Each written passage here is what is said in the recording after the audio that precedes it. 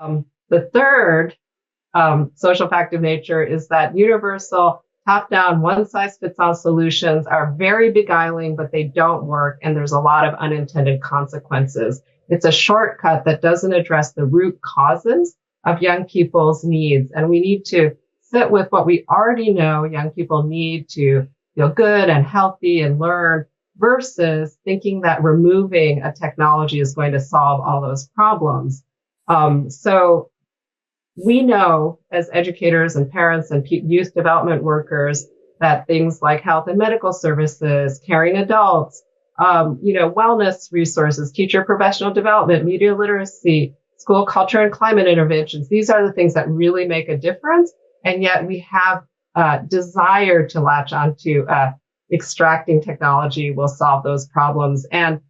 the final point I think that I want to raise is directly tied to that. And one of the biggest unintended consequences of these very well-meaning policies around technology restriction is that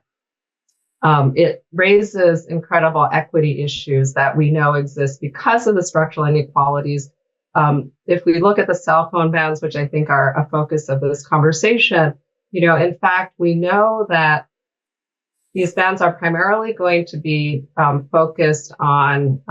public schools, and they're going to be unequally applied within the public school system, where I think in New York City, even like in the earlier waves of cell phone bans in 2015, New York actually lifted the cell phone ban because it was applied unequally between low income and higher income serving schools, where the lower income schools that had metal detectors, they were being applied much more rigorously. And that's just an example, but there's a lot of research that shows that technology, the way that technology policies are implemented in schools, creates this inequality where it's not just the in-school learning, but out-of-school learning. It's sort of the wealthier families with a lot more technology access really lean into those more creative, agentive,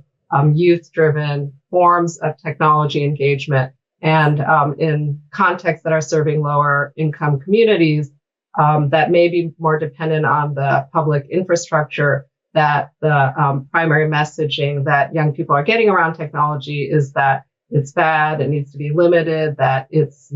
something, all of the fun things that kids are doing, like creating apps or, creating YouTube videos, are sort of not something that young people in lower income schools are given access to. And that the social fact of nature across all educational technology is that there's a tendency for the rich to get richer in terms of the deployment of technology. So